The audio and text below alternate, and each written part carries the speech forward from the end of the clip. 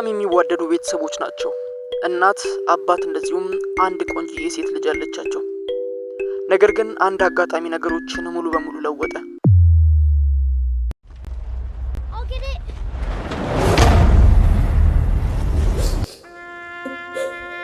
ያ ደስተኛ ቤተሰብ በአጋጣሚ ወደ ሐዘን መረብ ውስጥ ሊገባ ቻለ።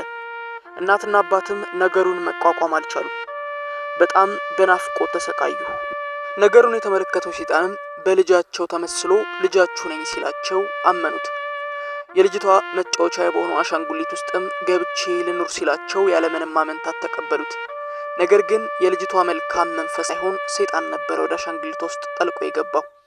ያ መንፈስ ወደዛ አሻንጉሊት በመንፈስ ከገባ በኋላ በቤት ውስጥ ልጅቷን እየመሰለ ለእናትየው ይገለጥ ነበር። የምለቃቸው ቪዲዮዎች ከሚሰሩበት ጊዜና ጥናት አንጻር በቂ ነው የሚባል ሰብስክራይበር እና እንደዚሁም ላይክ እያገኙ አይደለም።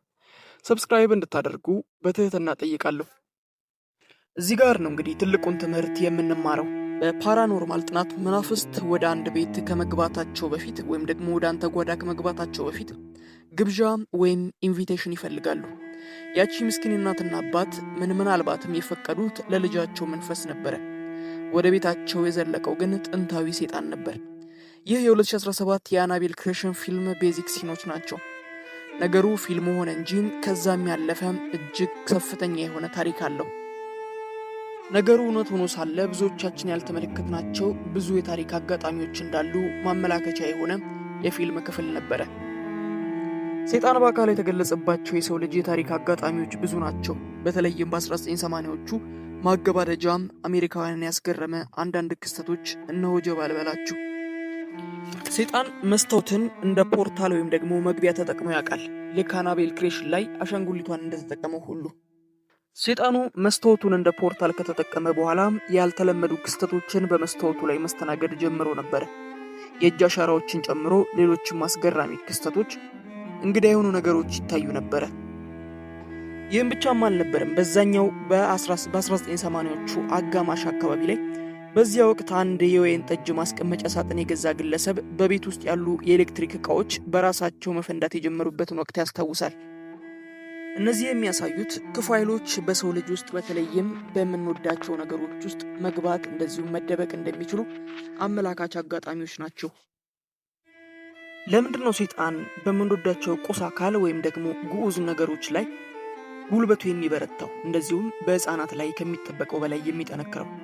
መልሱ እንግዲህ ቀላልና ግልጽ ነው። አንድ ሰውን ለመጠቀም የመጀመሪያ ስልቱ ከፍርሃት ይልቅ ርህራሄን፣ ንጹህነትን መጠቀም ያዘወትራል።